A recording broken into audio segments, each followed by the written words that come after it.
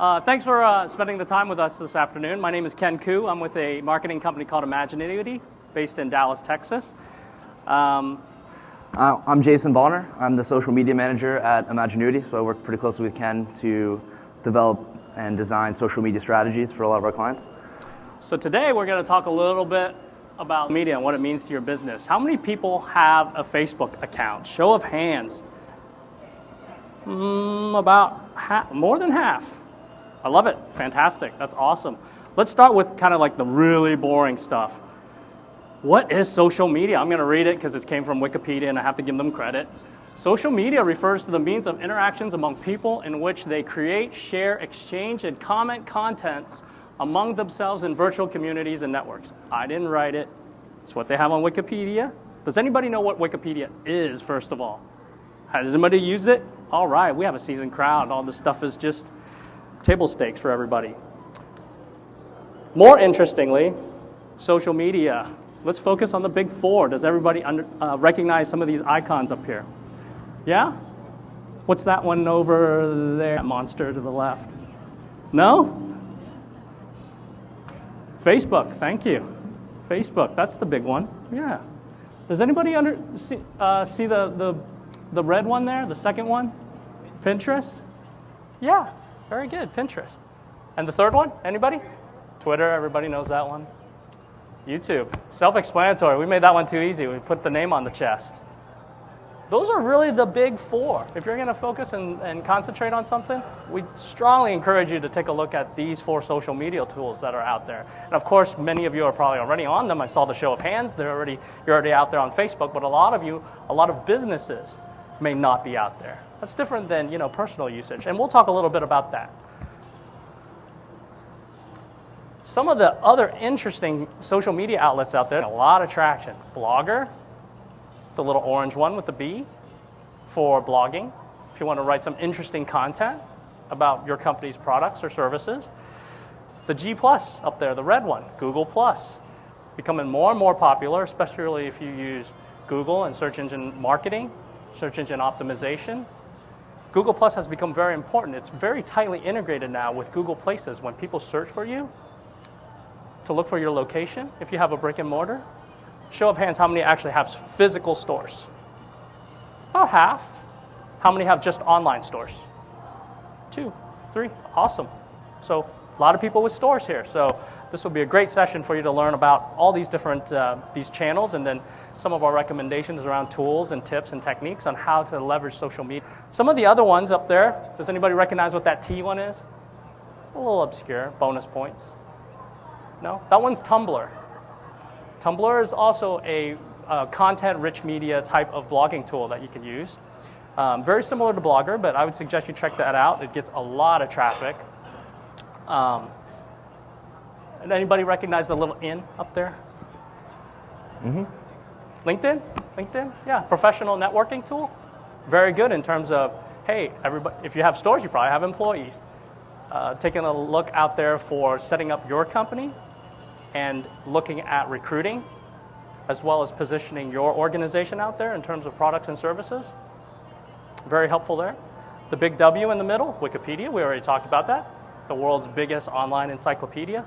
Base, believe it or not, making a comeback. Did you hear Justin Timberlake, big concert last week, putting his music up there on Facebook for you to download. Go get that JT. But why use social media? First and foremost, we need to understand what social media does for us. And the most important ingredient about social media is the viral effect. I have a couple of hundred friends on Facebook, but I know that my friends have 500 more friends, and their friends have another 300 friends. If I can just reach 200 of my friends and get them to share something, send somebody something, give me a like, I'll show up on their wall, their friend's wall, their friend's friend's wall. So you can kind of see what I mean by the viral effect. That, in turn, means a very low investment, a little bit of time, extremely high potential in terms of return on investment. Now, one of the things with Facebook, this massive number that we see, and over the last several years, Facebook has exploded in terms of population around the world, but also in the U.S. Over half of the U.S. population has a Facebook account. So the assumption there is all of your customers are using this tool already. So if you're going to use it for business, you want to be where your customers are. And here's some top retail brands on Facebook. Walmart, Victoria's Secret, Amazon, Nike, Old Navy. As you can see, with Walmart, 26 million people like Walmart. That's a massive community of people who are following and engaging with them. So if you think of it in terms of the return on investment, you can build this community, and if 10% of your community converts into a customer, you've created quite a bit of revenue just off of converting your social communities into customers. But I'll talk a bit about a couple of these brands and some of the things that they do well on Facebook and by extension other social media channels. Amazon, as you can see, their profile photo is the Amazon A, and they have this cover photo, so they fully branded their Facebook page to match what people actually expect from Amazon. So you order something on Amazon and you expect to get the package and you're excited about the package. Well, what Amazon's doing with this cover photo is they're thanking them for following them, and then they're showing their fans a little bit about their brand. Some of the content that Amazon posts, it's not all product focused. While this is a particular example of a product, it's an interesting photo that showcases a product that otherwise you might not have found. Old Navy, again, fully branded channel. They have their Old Navy logo as their profile picture. They have a branded cover photo. But Old Navy does something fairly special in this Reveal a Deal custom tab. And what this tab does is it allows their fans to come back to their Facebook page on a regular basis to get specific offers. For instance, we built this presentation a couple weeks ago. Old Navy was offering 20% off a single item if you came into the store. So it's saying, come back to our Facebook channel for all of our rich content and our offers. Look at our tab to get this particular sale offer, and then come into my store and buy something from me. Walmart, another example of a fully branded Facebook page. But Walmart's done something interesting here. They've focused their content more around their community and how they want people to perceive their brand. So their cover photo is actually crowdsourced photos from their customers, from their fans. And they've built this cover photo that showcases their fans based on the particular season. What Walmart also does is they have this Live Better tab. And Walmart's really focusing on building their brand by showing how they give back to their communities. So for instance, they have this Live Better page. And this Live Better page showcases a video that Walmart's Facebook fans can watch and really see how Walmart gives back to the communities. Victoria's Secret, another example of a brand that has a massive following. They focus product and sale offers directly on their Facebook cover photo, and then they also use a couple custom tabs that give some added value to their Facebook fans. So how the Instagram service? Show of hands. Well, Victoria's Secret uses Instagram as a social channel, and they've tied Instagram into their Facebook page. So for instance, they're allowing their fans who are looking at their Facebook page to get more of an insight into their brand by showcasing these photos that they post on their Instagram account. They also have this Victoria's Secret Fashion Show tab, and this tab allows Facebook fans of Victoria's Secret to get an inside look at one of the biggest events Victoria's Secret puts on each year. So what does it mean to use social media for your business? We'll give you kind of 4 tips on kind of what really to focus on when you bring your business to social media. We're making the assumption you guys know how to set up your cover art, how to do the profile pic, all the basic stuff on Facebook. and establish all these channels already in terms of Facebook, Twitter, or Pinterest. But one interesting thing that we have found over and over again is not necessarily just showing your product or your prices. It's not an online catalog. People spend time on social media channels like Facebook on average about 45 minutes to an hour. They're not just consuming, flipping through something. They are browsing, constantly consuming content. And one of the companies that does a really good job in terms of not just showing product, but the experience you're going to have with that particular product is Michaels. So Michaels, a national chain in terms of arts and craft supplies, they do a really nice in terms of positioning and showing you what it's going to be like if you use their products and how you can use those products with your family. So similarly, there was a lot of stores here, a lot of folks with online and traditional brick and mortar stores. What is it like when somebody purchases a particular product from your organization? Whether it's, hey, it's for trick or treat, or if it's for a Halloween party, if it's for decorations, is it for tableware, is it for costumes, whatever it is, change up the content. Add additional things that are more about the particular lifestyle you're having rather than just throwing up SKUs online. And how they go about doing that, this is a good example around what they do around their content. People want to consume content when they come to Facebook again, not just to pick up a little bit of news and then move on. They have these really interesting stories. So when you catch one, let's say I make a crown, what is the arts and crafts project for that? Everything to, within Facebook, they tell you how to decorate and create a new pattern on your iPhone based on the products they sell, but they're not necessarily just showing you a bottle of the stamp of the product. They're showing you the steps of what you can do with this particular product. And that is much more engaging and much more interesting for the people that are consuming it because that's what they're looking for. They're just, if they want to look for a specific product, they'll probably just go to the store or look in a circular or look on their website. They're looking for ideas, inspiration. The second tip is to integrate your social media with your existing marketing efforts. So I have a little Facebook guy here. He's trying to plug into the TV or the radio ad, but some companies that do this very well online are there. Volkswagen, McDonald's, Target, wherever you have a piece of marketing collateral go out, include your social media bucks. So whether it's Facebook or Twitter or Pinterest, if you have those channels set up, communicate with your customer that, hey, you can continue to follow me and follow the brands that you want them to focus on in terms of the various channels. You don't have to do all of them, and we'll talk a little bit about that later. But if it's Facebook or Twitter and you have those channels, put those on there. That not only applies online, but also offline. So this is a Macy's ad. Macy's does a really nice job in terms of communicating, hey, you know what? In addition to this print ad you just saw, I believe this is like a Men's Health magazine or something like that.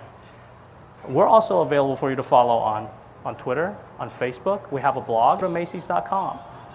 Now, for those that are really savvy, Macy's is a big brand. You'll probably go on Facebook and look them up, right? But for smaller brands, anybody hear of iHome? They create accessories, electronics for iPods, Apple products, iPhones.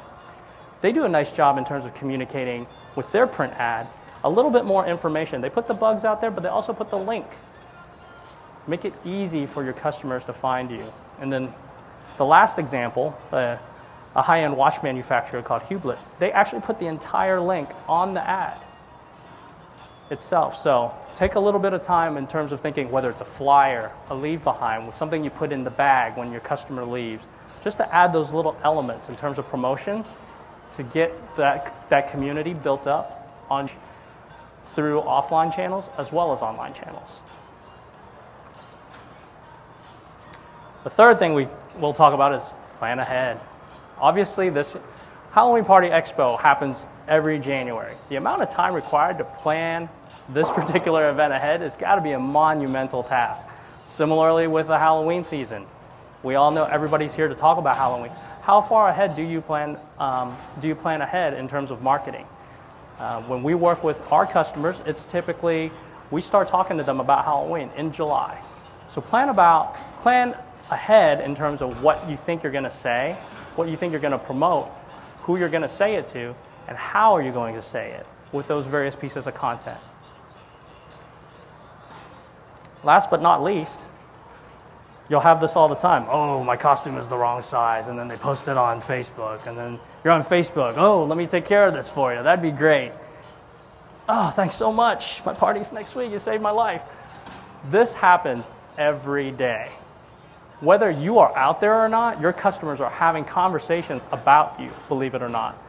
It's better to establish those channels now, to give them a place to have that conversation with you rather than, their mother, their sister, their girlfriend, and then they have a bad experience with your store, and then you've turned off that entire family or those entire relationships in terms of social media. Monitor that. Have a place for them to communicate with you. But more importantly, overall, what we like to do is think about what is called a response model. Somebody comes to your Facebook site or on Twitter, and they want to talk to you about whether it's, hey, do you have any job openings right now? Be prepared to talk about that. Do you have any promotions this week? Be prepared to talk about that. Hey, I have a problem with one of my products. How can we help you? It can be a customer service channel as well, and a very effective one. So how do we plan ahead and craft those messages, identify all your audiences, and be prepared to have those conversations and plan ahead of time is also very important. Now I want to spend a little bit of time talking about Nike. I know I briefly mentioned them earlier. They have a fairly large fan base on Facebook. How many of you are fans of Nike? Maybe on Facebook. Do you buy Nike products? Well, Nike does a fantastic job of integrating their social channels with underlying themes. So all of the content that they post on these channels relates across platforms. As you become kind of more savvy in your use of social media, you can start to design integrated campaigns across these channels. And we really think that Nike is a great example. So what Nike's done is they've taken this hashtag and incorporated on their Facebook page. And the hashtag is Make It Count. And the theme, we will make it count. In 2013, we want to be active and we want to get out there and have a good lifestyle. Nike's really trying to push that theme. They even post content about it, and they ask their fans to share content around this same theme, we will make it count. So they have a photo that has that same theme. On Twitter, obviously, they're using this hashtag Make It Count. If you want to open up your phone and go into Twitter right now, search for Make It Count and see how many people are actually using that hashtag, because it's unbelievable. There are new tweets going up every minute using that hashtag. And Nike is just crafting a conversation with their fans around this same theme. They've even promoted a tweet that mentions that particular hashtag. So you'll see at the bottom of the screen here, this Nike, get motivated, get moving, how will you make it count in 2013? And they've categorized it with their particular hashtag. On YouTube, same theme. Nike still talks about how you can make it count. And they're fostering this theme, posting video content that shows how Nike really wants to make it count. They have incorporated their other social channels, their website, with this particular branded YouTube channel, like Facebook and Twitter, and they have a link to Pinterest as well. But it's not just on social media that they've carried out this theme. We found a billboard that utilizes this exact same theme. My time is now, make it count. On their website, again, same concept of fostering this theme and creating that conversation. But this is actually where you can buy their product. So their Nike Plus product, Make It Count. On a page where you can buy this new Nike Fuel Band, they, again, talk about making every move count and how active lifestyle you can really engage with the brand and own the brand. And on a page where you can actually buy this product, Life is a Sport, Make It Count. So you can see across channels, they've carried out this exact same theme and done it in a way that can rally people around that particular brand. So some things to remember when considering social media for business. The first thing you have to do is define your objectives. Do you want social media to just be your customer service channel? Or do you want to promote products and services? How do you really what do you really want to get out of using social media? Choose your channels. And this sounds like a pretty straightforward point, but having a presence on all of these channels not be right for your business because your customers might not be on all those channels. So you really need to choose your channels wisely.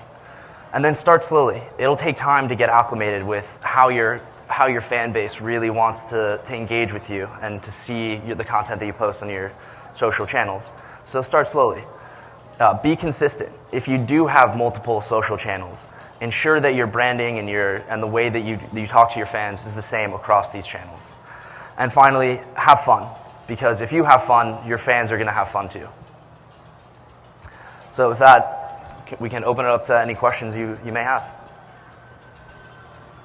What ideas do you have to generate new business into the store and associating the retail brick and mortar of your social media?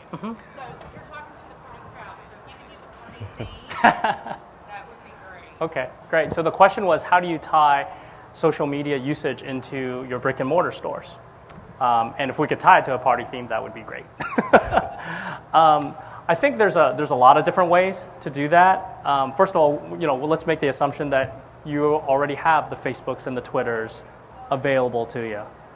A great way to drive that traffic to connect online to offline is with various promotions as well as events. Having specific events or promotions that are across those channels very effective. A, they feel like they're an insider. It's almost similar to an affinity program or a rewards program. You make them feel special when you give them something that nobody else knows about, kind of the insider mentality. So, I'll yeah. throw it a little bit further. Okay. That was pretty generic. So I'm having a bridal expo, so it's a workshop, bridal workshop at my store. Okay. And I'm going to be doing some radio advertising, and I'm bringing in a national speaker.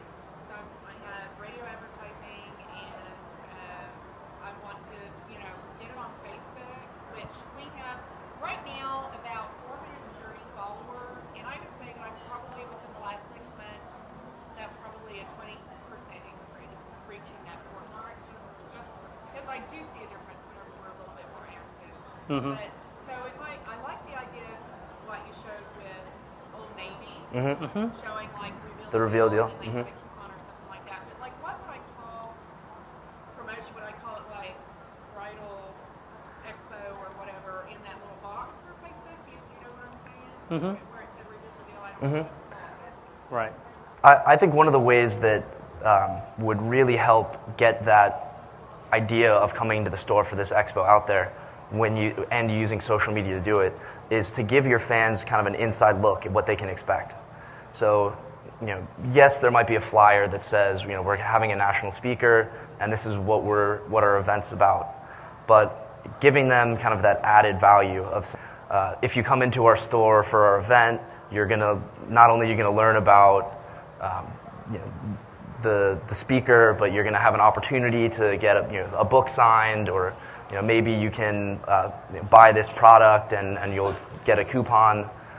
So it really is more about the content and the value add that you can give your fans. Yeah, a little sneak peek, like I said, and to treat them as if they had some sort of special or promotional insider information that only those 400 people know about. Or you could give them something special. You can run a promotion and say, hey, the first 100 people that responds or likes this or responds to this or emails me at this address or at the Twitter handle or whatever it is, you'll give them a little discount or a little special treat that you're going to get at that particular expo. That becomes very effective. It's amazing what people do for like a $5 trinket. It's amazing. We just had a wedding show at the beginning of January. Will you charge that QR code? QR. To tie in with Facebook? Sure. And that was kind of interesting. Like, a lot of people still don't know what that is. Yeah, a lot of people don't, and quite frankly, the QR code needs to be used in, I think, a very, very specific and very immediate way, because it's a very difficult process, quite frankly, right? You have to produce the code, you have to think about where you're going to put it, you have to think about where you're going to link it to, And then for the consumer, they have to see it, they got to recognize it, they got to have the phone, they got to have the app, they have to be connected, they got to scan it, and then they get something. And hopefully that something is a good payoff because they just spent a lot of effort. I got the app, scanned you, I took the time. So there needs to be a huge payoff there. We find that very effective actually in-store, on signage, where they may be walking by something and they're like, oh, if I scan that, I get to be part of the frequent club, the reward program, and I get a 10% promotional discount, and you're willing to give that in order to have their information, in order to be able to promote to them later. So there's an exchange of value there, right? And also, if there's something that you want to run from a promotion perspective, we've also found it very effective to draw that traffic while you're in the store. If you have it in a lot of different places, you have something specifically you have very high margins on or that you need to get rid of because it's out of season, that's also very effective in terms of driving people to that specific location. Or like if your store is large and that it's difficult to find things, it's a great way to do it. Look for the QR code. Other questions? Sir. What's the best time to launch a Facebook ad campaign, like during the weekends, like Friday night? I've had problems. I actually only do it maybe 3 days over the weekend. Sometimes it's not as effective doing it like Monday. Yeah. Yep. Believe it or not, the most effective time to launch campaigns. The question was, when's the most effective time to launch campaigns and ads? It's Monday when people come back to work. When people launch things and send things out on a Friday, more and more people use their computers at work. First thing they do, they check their work email, they check their personal email, and then they'll spend a little bit of time looking through things on Monday. A lot of times at lunchtime is a good time. Beginning of the day is a good time to launch promotions. End of the day is typically not a good time to launch promotions. Anything else to add? Yes. Have you seen anything, minus the promotions and the special events? This is a bad example, but is there anything that can just drive people to your site daily, like a joke of the day or a funny video of the day or some mundane thing to go, hey, where'd you hear that? I heard from the party store. Have you seen any success or something like that? Yep. So the question was, is there something besides promotions, I think was the question? Beyond promotions or giving something away, how do we drive regular traffic to your site or your social media channel? And the best way to do that is with content and consistency. So for example, the Michaels example that we talked about doesn't necessarily cost Michaels any dollars, right, in terms of giving something away.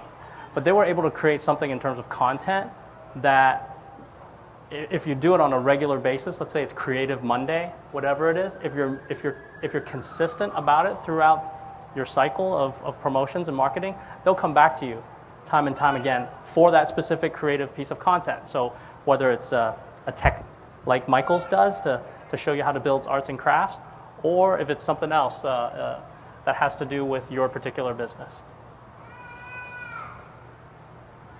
Other questions? Well, thank you. I appreciate the time. I know they're giving away a car over there, so don't be late. Thank you. Thank you.